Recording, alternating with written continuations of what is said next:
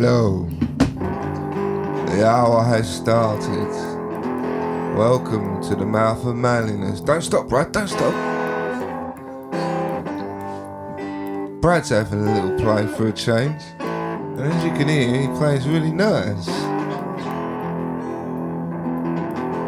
Hope you can hear it. I'll turn it up. Not too loud, I don't want to wake everyone up. Well, we're in Nick's cave at the moment. Nick's cave is situated in Nick's garage. I talk in the third person, which is kind of embarrassing. There's an episode of Seinfeld, right? I don't know if you watched Seinfeld, but like in the early days of me and my wife being together, we watched Seinfeld, like all of them all the way through. And I love Seinfeld, and it's kind of Seinfeld is the it's almost like the blueprint for a lot of really good American comedy that you see now. Yeah, definitely. And there's one episode when what's her fucking name? Is it Lorraine? Like the woman in it goes out of a guy, and he constantly refers to himself in the third person. Oh, amazing. Like, yeah, Gary doesn't like that. Yeah, Gary doesn't do that. And it always makes me laugh. There are people out there that do it. They just refer to themselves in the third person. Yeah, it's I really think, funny. again, It always comes across as massively arrogant. yeah, but I'm kind of in admiration of the confidence of doing it. To be able to have the forethought to place yourself in a situation before you're even in the situation and start talking about the thing. It's amazing. Confidence is The habitual voyeur of what is known as. Yeah. It's quite funny sometimes seeing people who are, like, often you find the most confident people, like, they often seem like they're the people who deserve confidence least. Yeah. You know, like when you meet someone who seems like a real oddball, but they're massively confident. Yeah. And you're like, but they've just got the balls to carry it off. And Yeah. you can't help but think, fucking hell, man, I love that fella. Yeah, I'll definitely. Like, you think, I would like to be that confident. But then again, it's balance, I think. Yeah. Yeah. I think maybe I'm just like too far one way and not the other way. But anyway, welcome to the mouth of manliness. Yeah, welcome to the mouth of manliness. Oh, Nick, happy birthday. Episode 10. Episode 10. Yeah, happy pod birthday. Pod Sitting birthday. crikey, yeah. Episode 10. Check us out, 10 episodes. No one's taken us off the air yet. We're still I know, still we're still going. up and running. Still and a lot alive. of listeners as well. Yes. Like, we thought, like I said to my mate the other day, I was talking about a podcast. My mate, he did the photos, he did the cover of Bittersweet Symphony, which is probably one of the best songs of all time. Wow, amazing. And he did the cover of it, and granted, he don't think it's that special now, but I still think it's special. Yeah, it is really special. And he was working for Brian Cannon, but he did do the photos. And then I was saying, he was going, how's the podcast going? And I said, how many listeners we have? And then he was like, fuck, I thought you'd only have 50. And I was like, yeah, a bit more than that, mate. Yeah. A bit more than that. And he's like, how'd you do it? He was like, did you pay an advertising company? Nah. No, we've just been honest. Guerrilla, yeah, we're doing it like guerrilla style. hard work. Yeah, we've just been honest, and then people kind of dig honesty. Thank God. What's quite nice is, like, I'm not going to say any numbers. I don't think we should say any No, numbers. I don't yet. think we should either. But the numbers are really good, but I obviously I want them to be better. And I know that's not what we're doing, and that's not what we're about. But there's a little bit of me that would like to hit like certain targets, certain numbers. But what's quite nice is we've got the number that we've got. But what I've noticed more in the last 2 days is we're getting more and more messages of, oh, I've just caught up, I've just listened. And what's starting to happen is it's kind of the snowball of feedback is coming back. Yeah.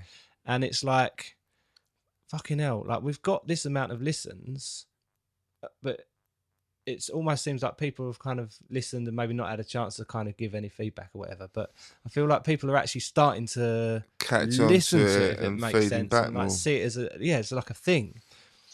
And it's like, it's quite exciting. What you say is exactly what I feel. is that I, more than anything with this, more than anything, and I look directly into the camera, I'm looking at you, Boston, and more than anything, I want people to interact with us. Like, I'm really like, I don't, as much as it's wonderful that it's about me and Brad, it's always going to be a bit about me and Brad. More than anything, I want, and I think I said it to Brad when we started, was that the dream was that people would get in touch and we could talk about what other people think and feel. Oh yeah, definitely. And then we can respond to it, and we can kind of give a take on things and hopefully help people. And I like, for me, that kind of idea of community is, well, like we were talking about in the last episode about wanting, I was just getting over fixated on numbers and thinking, well, numbers. And actually, the numbers they're nice and good, but the important bit is what people feel. Yeah. And so, if you're listening or you're watching, like, get in touch with us. Definitely. Tell us what you think. Mm-hmm. Tell us your struggles, your stories. Because basically all Brad and I are doing, telling you the story of our lives. Yeah. Yeah, not very well, to be honest. I'm terrible at remembering dates, facts, people's names. You're not good with dates and timelines, but you are good at like recall. Yeah, to a degree. I suppose I can recall my sort of bit of it, but I can't remember when it happened. My short-term memory, which, funnily enough, I forgot the term for short-term memory. That's not short-term memory, today. is it? Your short-term memory. You forgot it. Yeah, I forgot what. Genuinely, I was talking to Kate in the kitchen, and I was like, "Oh, it's my thing," right? And I couldn't remember the term for short-term memory. It's a little bit wonky, to be honest. And then I can remember like early days of like first ever holidays as like a 3-month-old or whatever, in some weird sort of paradoxical universe collective conscience sort of way. But then I do worry that it might have been because I've seen photos around my nan's of me on holiday in Cornwall, and that's that kind of, but all those things kind of pull your timeline in. Yeah. I was thinking, like, today I cannot remember. I was trying to tell someone, like, my dad's recently had cancer, which was a proper kick in the ball bags after my wife having cancer, my wife's mum having cancer, and then her dad dying, and it was like, and then my dad tells me he's got cancer. It's like, oh, fucking hell. You sure it's not like catching in the air or something? I might go. No, but they say like 3 people in 5 or something get it. Yeah, so, like, it's almost like every other person has it. Yeah. So you might as well like strap in and just accept this going to happen. Yeah. And most, a large percentage of people survive it. Yeah. Mate Chris has, he's had esophagus cancer. But I can never remember what cancer my dad had.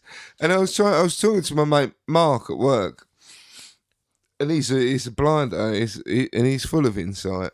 And he's always got something interesting to talk about, and like we're in a similar level, so we get on well.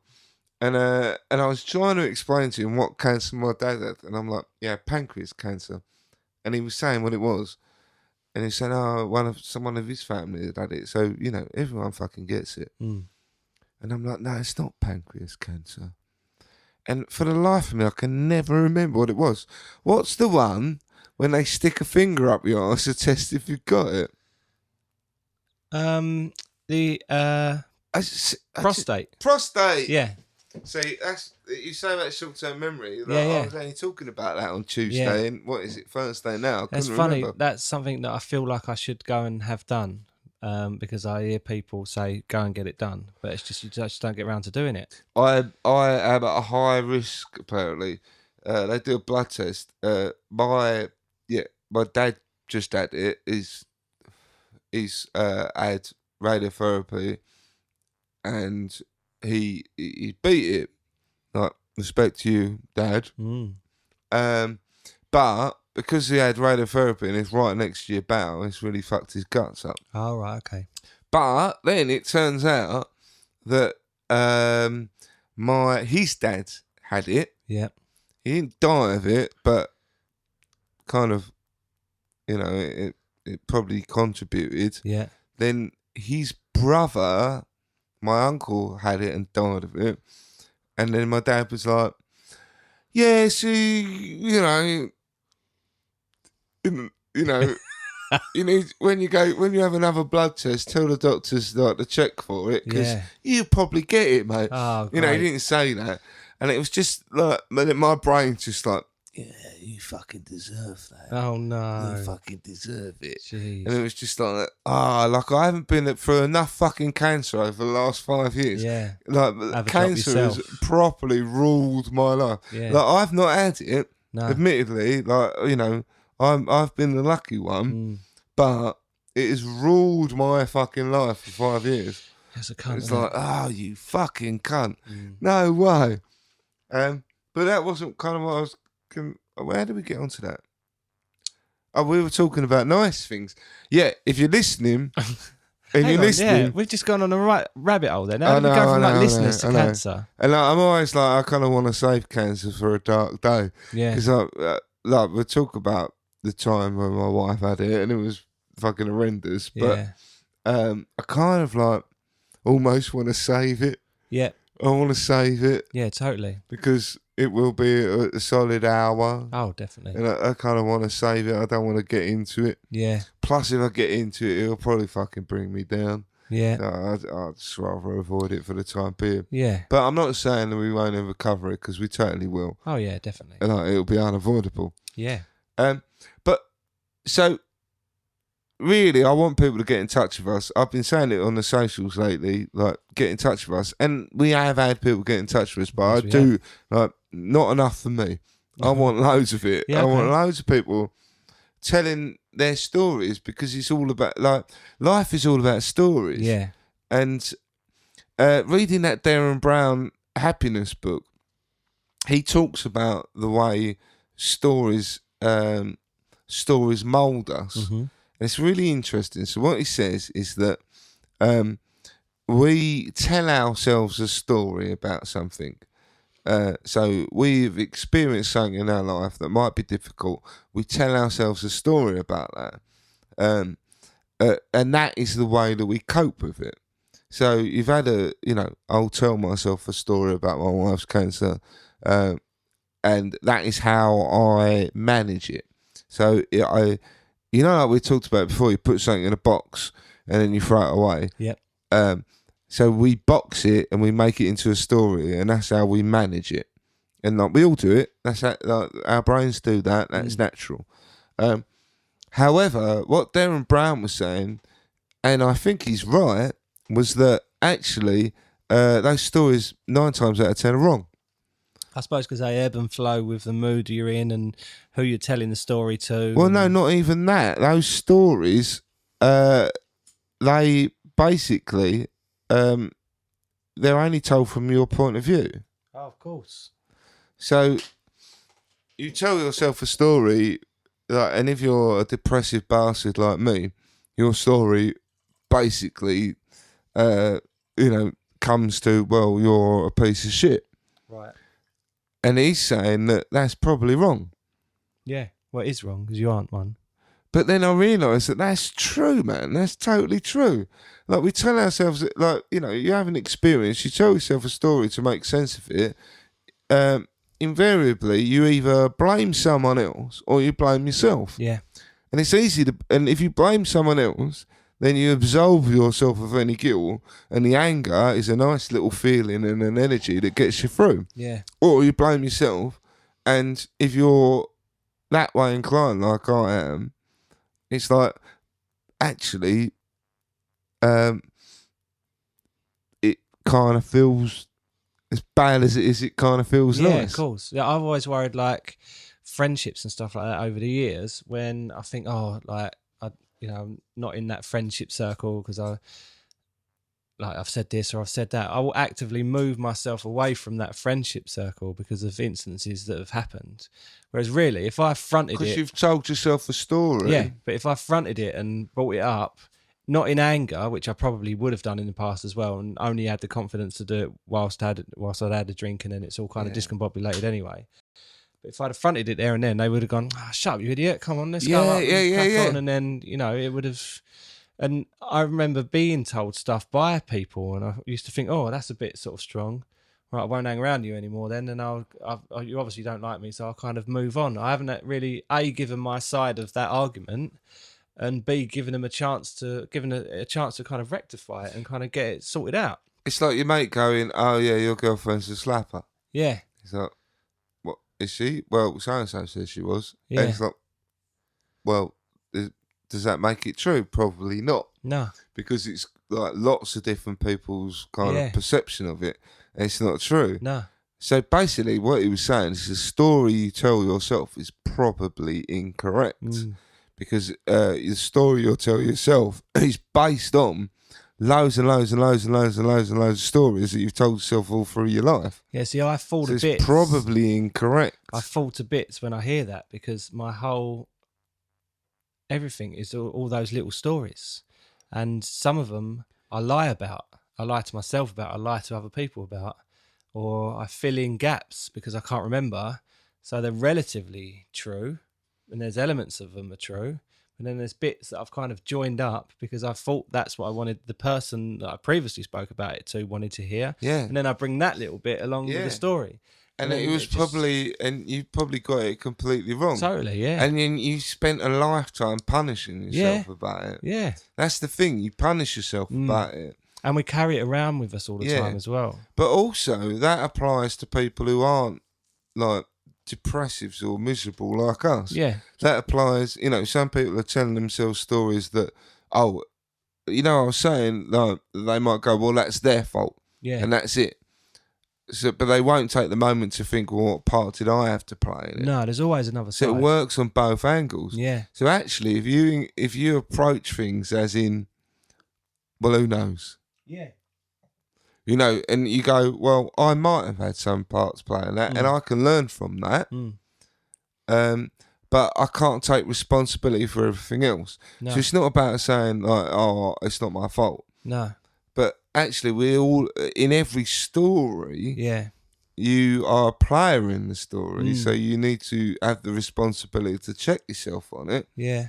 Chickadee check yourself. Before you wreck yourself. But one thing I've struggled with is, like, I don't feel like anyone has ever really, I mean, people have, but like when I think back, people haven't really said anything bad to me in that regard. It's always been like they've just gone quiet, or they've just disappeared, or like not answered the phone. So you've created a story. Yeah, yeah. And you think, like, everyone's been really nice. But in my mind, I've done stuff wrong. So it must be me. So it must be me. Yeah. Like, why aren't they still around me? Or but that's not true, is it? Because they're just getting on with their lives. Yeah. Yeah. But it's not true. No. Because you can only tell the story from your point of view. Yeah. And your brain, being the cunt that it is, will go, well, you fucked that up. Yeah. And you can't do that again. I still because find I need myself, to protect you. Yeah, I still find myself thinking I need to rectify it. So I'm going to message people on Facebook and say, oh, do you remember that thing? Like, that was a bit weird. I don't know what I was thinking now. Like, I'm really sorry, blah, blah, blah. And I think, like, they won't even know. They won't even remember. They're probably, like, married with kids now and just got their own sets of problems. Well, I didn't even think about it at the time, mate. No, yeah. So the stories you tell yourself create a lot of pain. Mm. And this was what I really learned from that Darren Brown book. When I had my meltdown, I read that Darren Brown book, and it really was. And he talks about, like, your kind of internal narrative and that monologue that you tell yourself that actually is probably not true, and it's probably not right, and you only tell it from your own perspective.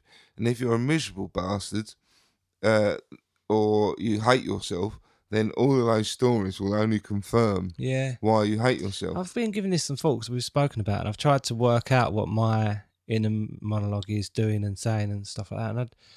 And I think it's negative retrospectively, so it kind of looks back on things and says, oh, you shouldn't have said this or shouldn't have said that. But I think it's like quite disillusioned almost. Like, I think I find myself like, it's got its own sense of grandeur and purpose, like almost like it's trying to. Like I feel like I deserve to be, this other person, signed rock star. I have that as well. Yeah. I have that as well. And then as I've kind of progressed and I've worked on trying to understand myself, I kind of realised that that actually, like, that's just a fake. Yeah. Like that's not real. But I can prove it to myself Yeah, with yeah. elements of like, you Yeah. think, I've got a podcast now, so that's in that direction. No, I've been doing it, and that is why, like, I had like a really crappy weekend recently because I'm like, I'm gonna be fucking famous. I'm gonna be and then it was you who put me straight in the nicest possible way. You did, and How? it was What like, did I do? well, you sent me that video, just right, yeah, where yeah. it was like, that Gary doesn't Vaynerchuk. matter. Yeah. All that matters is that you're being honest and real. Mm. And then I was looking on the internet about how to have a successful podcast, and so often they're just like, just being honest, genuine, and being yourself. Yeah, no agenda. And it was like, well, that's so right. Yeah, but still, my brain goes, "Who's actually listening to this now? Like, who's actually sitting there and listening?" Some very lucky people lots of very lucky people listening to us being honest about our feelings. Yeah, we really appreciate it. You're giving up your time because there's a lot to take in, isn't there? Really. So in some, sorry, we kind of went into something then, and now we're flipping about again. It's a rabbit hole. But I don't mind doing that. Like, my wife was saying, you started talking to Brad about something and it got really interesting, then you went on to something else. And she was like, and that's really frustrating. But then, in the same respect, it made me think, I wonder, I want to listen more to hear what is going on. Yeah, maybe what I was saying wasn't very important. But no, then I was saying that, well, there's no thought gone into that. No. We're not trying to kind of like drop something and go, we'll come back to it. Because No. we just kind of go with whatever's going on, really. But it's part of the workings out of the process of Yeah, the conversation. I don't know what I'm talking about. I'm just fucking rambling on. I'm just saying the first thing that's kind of coming into my head. And then you add into it. And then you say it back to me. And I'm like, oh, fucking hell. Yeah, there's you just start to work it out, don't you? And then I add a little bit in. And then you add a little bit in. And then it's But that's why talking's so good. Yeah. Because like you just start by saying it out loud to someone else. You start making sense of it. The thing is, it makes sense because it's our most natural it's the thing we've probably been doing the longest, other than like walking and talking, and mating or whatever. But yeah, it should be natural to us. Yeah. But it's so distorted by everything around us. It is crazy. Yeah, it is. Yeah. So what? So in previous podcasts, I talked about my hypnotherapist, Peter. Yes. And I often refer to him as my guru because, well, in many ways, he's the closest thing I've got to a guru, really. But he's a normal person like you or I. Anyway, he said he's going to come on. Brilliant. Yeah, so a few people have said, like, locally, like, how can I want to have some sessions with Peter because he sounds brilliant. Yeah. And he is totally brilliant. But it's really interesting because, anyway, well, he's definitely going to come on and probably very soon. And he was the one who taught me about, like, you don't have to listen to your brain. Your brain is fighting for you, and that's why it's so negative. So he's definitely going to come on. But what's really interesting about Peter is that he's just like us. Yeah. Like, he doesn't pretend to have it all sorted out. No. He doesn't pretend to have, it's like, well, I've got it. He don't do that. He's like, I still struggle with this. I still struggle with that. Something I learnt from my wife's a trained psychotherapist, and something I learnt from her going through her training is that there's that illusion that the counsellor in the counselling room, when you go counselling or for therapy, has all the answers, knows the right way to do everything in life and can sort your life out. Whereas that's like couldn't be further from the truth. No, And no. what's beautiful is in the training they're actually taught to say less Yeah, and for you to give all the answers. yeah. And sometimes when I explain that to people, they're like, "Oh, that sounds like a waste of money," but it so isn't. It's like it's hard. The easy answer would be to walk in there and someone go, "Right, stop doing this, stop doing that, start doing this, da da da da da," and everything else. But the hard way, as we're beginning to learn, is always the better way. It's the right thing to do, and you've got to face up to what you've got to face up to in order to kind of get it all and put it in order in your head. And they're just there to facilitate that. So most therapists, counsellors, anyone like that, all the way through their training, they have to go through intensive counselling themselves. And the reality of it is that the answer to all your problems are within you. Yeah. You know, that's the truth of it. And so all a counsellor really does, and this is the problem. I've spoken to so many people that they go to therapy and they're like, "Oh, it's a load of shit," because they basically just want a silver bullet to sort it all out. Yeah. And that there's no such thing as But that. I think culturally we're kind of taught that as well. We're taught, oh, you take a pill, you're better. Yeah, I don't think the government want us kind of sorting ourselves out too much, because all of a sudden we'd be like, "Oh, fucking hell, how much tax am I paying? Well, why are you taking the piss here? Yeah, why am I going like to work all this time and everything else?" Yeah, I think there's some of that. But essentially, like counselling and any therapy really is reliant on you trying hard and putting the effort in. Yeah.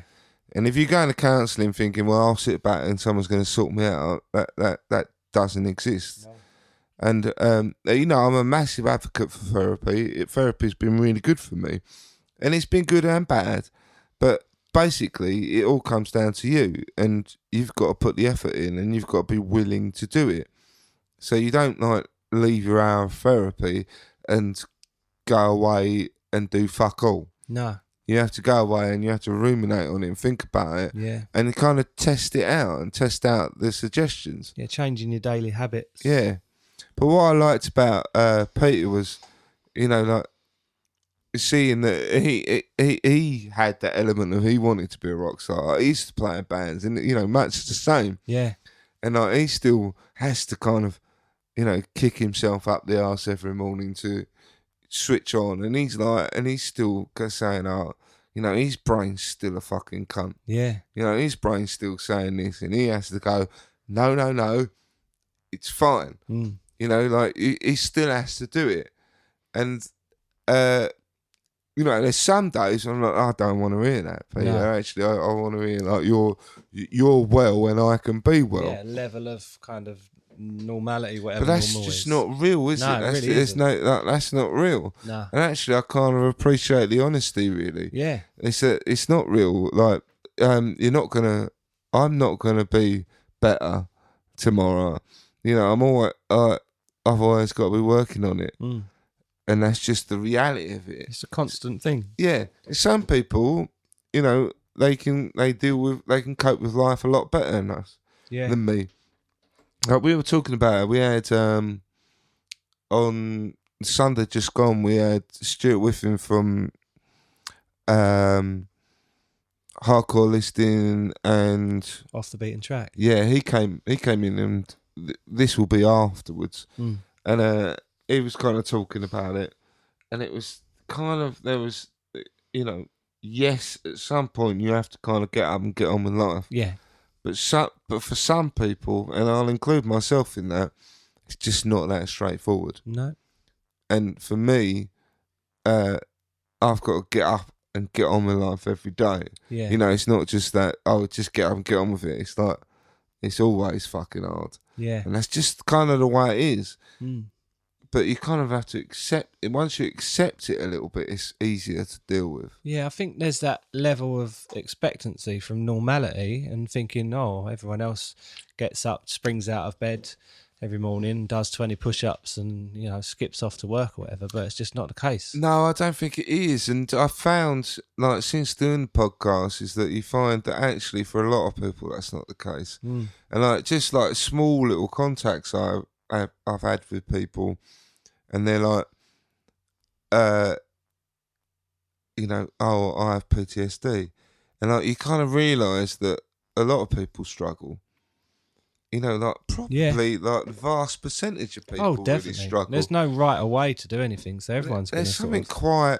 You can either take that as in, oh yeah, well we're all fucked. Yeah. Or you can go, well no, we all have it. So, you know, I'm not going to give in either. No. Thinking that the majority of people that you see, you kind of see the tip of the iceberg. Yeah, and you don't everyone- see sort of yeah. everything else. It's really reassuring almost. It is really. Everyone's going through their personal battle, and you're no better or worse in some ways. No, not at all. So there is something in that. So on that, so I did have a little thought about what we could talk about. Right, okay. I don't know how far in we are. We're probably about fucking halfway now. Did you set the timer at the beginning? Yeah, I did. Yeah, Well, I think I did. I can see on my big clock Yeah, I did set the timer. we're halfway. Oh, don't say that. Can't. Oh no, I've ruined the illusion. We might be halfway. Yeah. So, well, that was our introduction. Yeah. Now we've got to do an hour. That's The our hour starts intro. now. But then, no, so the one thing that I was kind of thinking about was, so like the past weekend when I was having a rough time, I was really just wanted to put fags out on my arms. Mm. And I've done that before. And I don't know, I've never really had that kind of, you know, like when people say they self-harm and it's a real release. And I guess I've always kind of wanted that. What do you get from it then? I want a release. Right. Is what I want. I want some release. Release of what? I want some time off from my brain. Right. I think. And does the pain put you in touch with your body more than your brain? It distracts me. Mm. So I've never been a big self-harmer, but as I kind of thought about self-harm, like not as in harming myself, but more about just the whole idea of self-harm. Yeah. I've realised that I've been self-harming since I was young. Mm-hmm.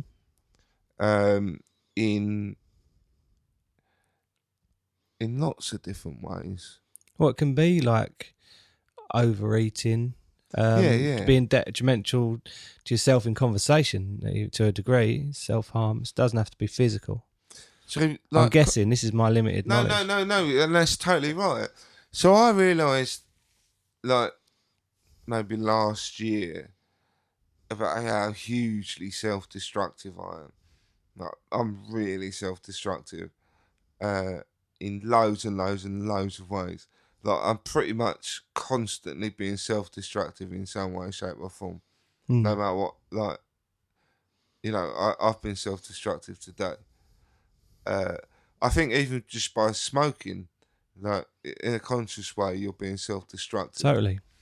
And I relish smoking. Mm. I relish smoking fags. So I'm like, fucking kill me. Me. And I realise that I'm really self-destructive, and I have been ever since I was little. Mm.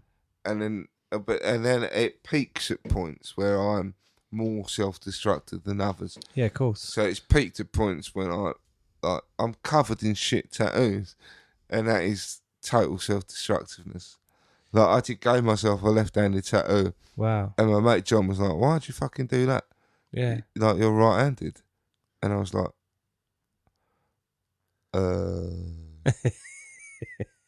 And the truth was, I was unhappy. Yeah. Wow. You know, That's that was incredible. the truth. I was unhappy.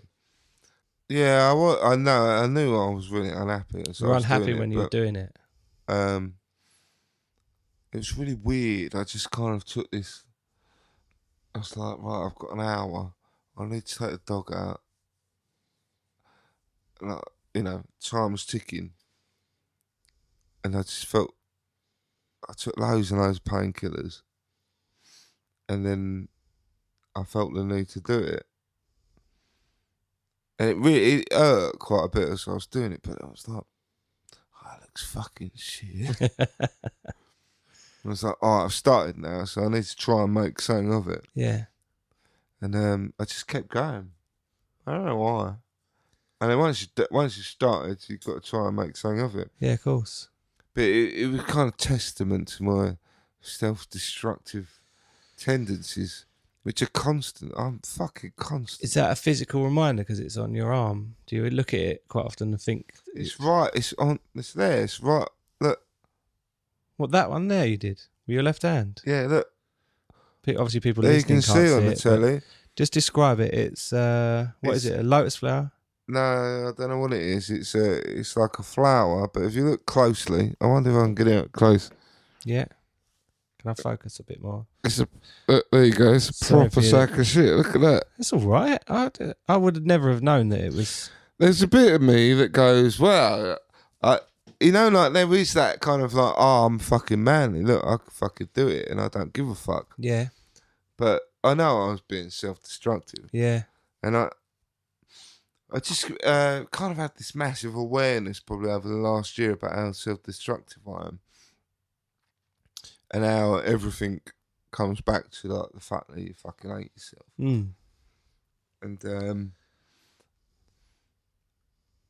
yeah, I do it all the time. I'm awful for it. Like I haven't been eating.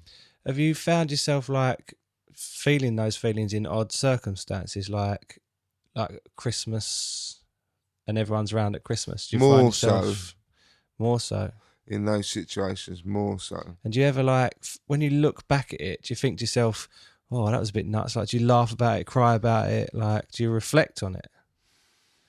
Oh, so, yeah. The most I reflect is, that was, shit. I tell you what I do now is that I think I weren't well then. Yeah. I think I fucking know I really wasn't well. But even I to know have when that I'm awareness, not as well. I know when I'm more well, I don't do things like that. Yeah. But I know like last weekend, I was like itching to hurt myself. Wow. Just somehow. Yeah. And like, I've never really, like when like your emo kids cutting their arms. Yeah. Like I've never really done that. But then when I think back, like there was times when I was like put fags out on my arms. I've done that loads of times. Yeah. And like my arms, part of like all the tattoos covers up the scars. Right. Okay. But I haven't got like lines. No. But I've got like I used to heat up like the flat end of nails and put them out on my arms. Wow. And I used to like when I was, I don't know, 11. There was a few times when I used to sharpen up a knife as sharp as it could be, and then test how sharp it was by like slicing my hand open. Wow, that's incredible. At Just- age 11. Yeah, just avoiding. See, that's the thing. I look back on it now, and it wasn't like I'd be with other mates. Yeah. I remember standing around my mate Dean's house, and his mum had one of those old-fashioned things on the wall where you swipe your knife down. Oh, like you see them in cartoons, like Yeah. in the barber shop. And And stuff. we were all into Rambo, and we'd have like Rambo knives. Yeah. And you go there and sharpen it up, and no one else would cut their hands with it. No. But I've still got scars on my hands from that. Yeah. And it's like, why the fuck? Like, I did it in circumstances that didn't feel weird. It didn't feel like I was in a dark place. So did that make it all right then, maybe? Yeah, but yeah, I did it, and like, why did I do that? And it's only been like later on that I've been like, oh, I know why I did that. Yeah. Why did you do it? Because I've fucking hated myself. It's funny, like this kind of the theme of self-destruction. I suppose that's why I brought it up, because I've been ruminating on it quite a bit lately. Yeah. Yeah, I've been ruminating on it a lot. And like Brad, like the Grim Reaper guy, he put something on Facebook the other day, and he said, right, I've got it was like a cartoon thing. I've got a good girlfriend, I've got a good therapist, I've got a good life. How can I fuck it up? I see that. Yeah. And I was like, that is fucking me all day long. How can I fuck it up? It's incredible. And it is. It's like, you're not good enough. You don't deserve it. You don't deserve it. It Have you makes not ever had those kind of things? But like drug taking is really self-destructive. When it stops being we're having a laugh recreationally. Yeah, I think I've never been that. I've always been. I've always wanted to do drugs. I've had on my own. elements of both. Like it will start as that, and then it just won't stop, and then I want to sort of continue and keep going. But yeah, I mean the food wise is a big thing. I find myself wanting to just keep filling myself up constantly. I think that might be a level of control though, like with money problems and stuff like that. When I have got like a budget for money, I think I'll find myself going, right, I'm gonna, treat myself and spend as much as I can on it, kind of thing. But from a like self-harm point of view, like I think I mentioned before about sort of wanting to jump in front of the tube train, and when you're standing on the tracks waiting for the train to come in, more and more recently you kind of think like, I suppose really because I've been using the train more, but you find yourself thinking like, that's no real way to go, that's going to really fucking hurt. And like, what is the practicalities of that? Like, am I going to get run over by the wheels in between the tracks? Is it going to be the train hitting me? Will I, if I do it, am I instantly going to regret it? Which I think I will, because I've seen, there's a video I wanted to send you actually. A guy jumped off of the Golden Gate Bridge in San Francisco. I've watched it. It's a no documentary one survives except for this guy. Yeah. Even the lifeguards pulling him out was like, we'd never pull anyone out alive. And I think the main thread of it is obviously he regretted it straight away, and his mission now is to kind of get in front of people before they want to do stuff like that. It's a really good documentary. I haven't seen it yet. I've literally just seen like the little bites of it, but like, that goes through my head, and like not being able to see like my kids again and my wife again, like makes me really sad, and that stops me from kind of wanting to. What I will say, and I've said this to you before, medication. Yeah. Like, I have quite a bit of medication. And basically I've had lots of different meds that kind of help temper the depression. But invariably, like, the suicidal thoughts come back, because it's pretty much like my go-to. Yeah. And then one day they gave me a different drug that I take at night time. And for the first time in my life, for about, I'd say a solid month, suicide didn't come into my head once. Wow. And I was like saying to my wife, fucking hell. Like, I foxed this. Can you believe that? Like, a drug stopped me thinking about suicide. Yeah. It came back. But I have to say, like, I'm not as suicidal. I'm not like kind of fixated on it like I used to be. I think like what worries me, I was prescribed medication and never actually went through with going to sort of pick it up and taking it. I'm a bit kind of scared of like, government conspiracies and everything else. You frustrate me with this though, Brad? Yeah. I don't want to come. This is my personal kind of circumstance, cool. And I can see, like, because I'm reasonably balanced when it comes to seeing both sides from a scientific perspective. Like, you can't argue with the fact that it works, because the brain is made up of chemicals, neurons firing, electrical signals. What puts you off though? Because I'm interested in this, because I think a lot of people are really put off with the idea of taking antidepressants. Yeah. They take medication that stops you. The idea that it inhibits some control. For me, I'm worried that I will completely love them and never want to stop taking them. They're not strong enough for it to feel like drugs. I'm also worried about what happens if I stop taking them. But why do you like my? I suppose for me, I hit a point of such despair that if I didn't, that I would do anything. Because I was like, I can't kill myself because I've got 2 children and a wife. Can't kill myself. Got no choice here now. No. And after my daughter was born, and it was a horrendous birth. It really was. It was like I nearly lost both of them. Wow. It was absolutely fucking horrendous. And like, you know, my wife was having a hard time. I was having a fucking hard time. I was going to pieces. And I was like,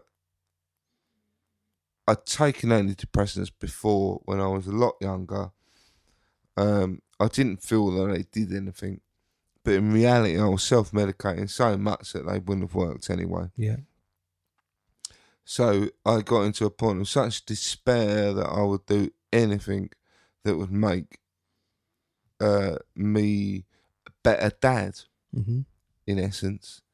So I could be more with my children. And then I got medication, and that's exactly what happened. I became better.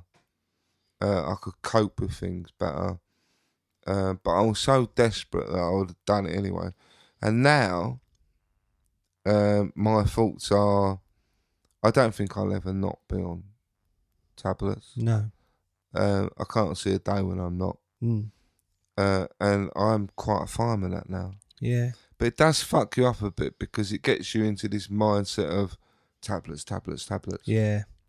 It does. Like when my arse is playing up, tablets, Yeah. just take tablets. Yeah. It does do that. I can't deny that. I think I think a lot of my sorry, mate. Camera. Oh yeah, I keep forgetting to turn myself on.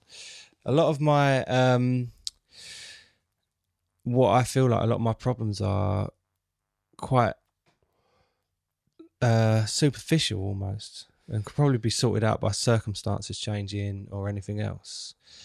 But I'm aware that's been brought up to me quite recently is I'm very good at blaming external sources for what's happening to me and not taking responsibility from it. So that's really judgmental though. That's not helpful. No, it isn't. Because you can't, most of the time you can't help a circumstance. No. I feel like I can though. I feel like I can. No, but some circumstances. The problem is if you can't deal with circumstances and the circumstances are getting too much, then like that is the perfect candidate for tablets. Yeah. Because they make you deal with circumstances better. Yeah. I think something that I have learned recently is you won't get the opportunity to have a nice, easy sail through life. There's no such thing. What happens is those things happen more and more and more, but you get stronger and stronger as a result of it, and you just learn to be able to deal with those things. But what medication does is it really helps you to deal with those things better. I'm a massive advocate for medication, and I kind of like the fact that you're kind of not really, to be honest. I'm not. The thing is, like, I wouldn't say why not? Yeah, I haven't. I don't think I've given myself enough chance to meditate on it properly. Frank Bruno told me not to take them. That's a good reason. He had like real issues, but then I think like at that level of celebrity, I think he was getting injected with things and being sectioned and stuff like that, and I think it's no sort of secret that he's had issues with like mental health and everything else. And now he's like an advocate for mental health, and he's got the Frank Bruno Foundation, which is kind of amazing. But I was lucky enough to meet him, and we had a conversation about it. And some of the sort of horror stories I heard from his point of view kind of scared me. Like it turned him into a zombie and everything else. But I think I'm not a zombie. No, you're not. I think that's what kind of makes me sad in a way, that you're kind of you're going through all this like inner turmoil and everything, because I think like how great you are and how lovely you are, it just seems, yeah, it does sort of sadden me to the point that, as we touched on in my last podcast, I kind of want to sort of fix it and and do something about it. But only you can do that, right? Yeah. I've kind of come to terms with it all in many ways, though. I've kind of come to terms with it. It's just how it is, and um, and I basically I just know that that when I haven't had medication, um, I I just used to cry all the time, Wow. and I couldn't get on with life. Mm. Couldn't just have a normal life because everything just made me curl up and cry, and I couldn't leave my like. I used to just not go to work, and like if I didn't have medication, I wouldn't be here. I wouldn't be. When I say I wouldn't be here now, I don't know if I doubt if I'd kind of finished it, but I wouldn't be. I wouldn't be doing. I wouldn't have the get up and go to do a podcast. Wow. I wouldn't Well, have. on a day to day kind Yeah, of like the logistics of it, obviously getting together, yeah, committing to it, having something to talk about. yeah. I wouldn't. I wouldn't have been able to do it. I wouldn't have that in me. I wouldn't have been. I wouldn't have been able to cope with being a dad. I know that. Mm. So medication has really, in many ways, been really good for me. Is there anything you feel like you've missed out on because you haven't gone to do it because you've been in that kind of bad place? Yeah, loads of things. And you regret like not being able to go and do those things? I think if I one of the things, say for example, say art. When I was at university, um, I was at university in Kent, and like when I before I went, I was seeing a therapist at Basildon Mental Health Hospital, uh, like every week, and it was really weird. And that was a bad experience of therapy, and it was really horrible because my dad used to take me every week, and my dad was a bit like, I think my dad just thought I needed to fucking get it together, get on with it. Was he in the room when you had the therapy? No. No. And there was a really horrible thing because basically the therapist was kind of saying that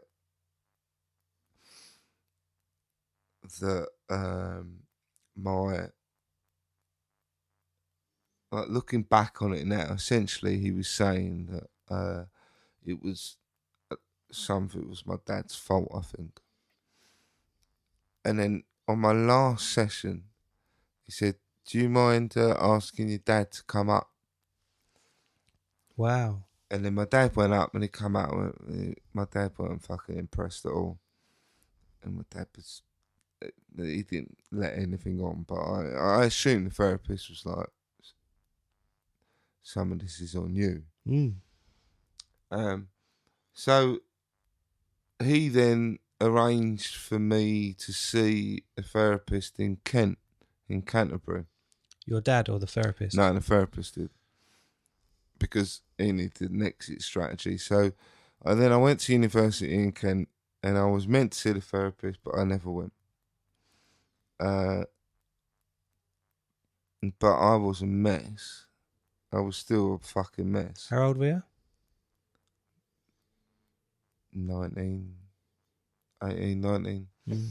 And then I went to university and I just drank fucking loads. That was when I started drinking every day. That was when I just smoked loads of ganja and just got wankered. And I used to get up at lunchtime and I was a fucking mess, man. And I went there thinking, oh, well, I'll start a band and we'll fucking make it. You know, like people do when they go to fucking art school. Art school, yeah. Yeah. And it didn't happen. And actually, I was so unhappy. And then we basically, at the end of the year, I had to go. We'd have crits and they'd like talk about your work, and then they were like, "Wow, you're not really achieving, so we're going to give you another chance. You come back, you sell yourself basically, and then we'll decide whether you're staying or not." And I just kind of remember that, like when I went to the interview, I was like fucking nails. I was really like, I know what I'm doing. I can talk about my artwork all day. I'm really confident. And then I went back for that final crit, and two of the three of the panel were the people who interviewed me, and um, and I just kind of went in there really broken. I was like, I'm just not fucking feeling it. Wow. I was just kind of honest with them and just went, I don't think it's. I just don't feel inspired. I don't feel any of what I used to feel. And they said to me, they said, "Oh, I remember interviewing you, and you were amazing. Wow, Like, really? you had fire in your belly, and they were like, we just thought if anyone's gonna do it, it's you. Yeah. Like you're gonna be the person we're proud of," which was amazing. So that's that instant kind of like ego hit, I right? know, and I was like, "Yeah, I'm gonna leave." And they went, "Why didn't you say sooner? You should have said that it's not for you, and then we could have transferred you somewhere else." And then when we could have transferred you to St Martin's, and I was like, St Martin's was where like Damien Hirst, all like that Brit era of artists. Yeah. Like, what? What? Like you thought I was that good. Really? And but I was a fucking mess. I couldn't have done that. No. Couldn't have done any of it. And that kind of sums up me when I'm a mess. Can't do any of it. Can't do it. I can't be a dad. I can't be a husband. And last year when I melted down, I wasn't a dad. I wasn't a husband. I was nothing. I was a fucking mess. Can't do any of it. And that's why I like medication, because then I'm not that. I'm not.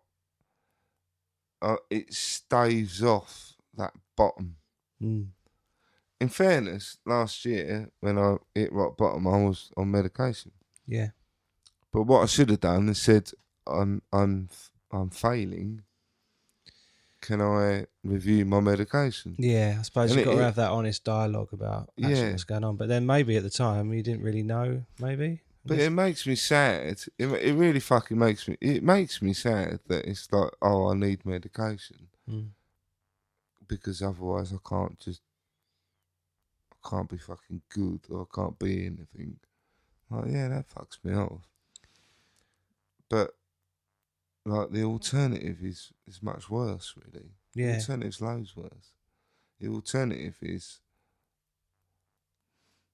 I'm no good to anyone. And I can't be no good to anyone, can I? Because I've got to pay my way and got to fucking meet the bills, and I've got to look after my family. So that's a pressure then. Yeah, there is a pressure there. That's quite a pony.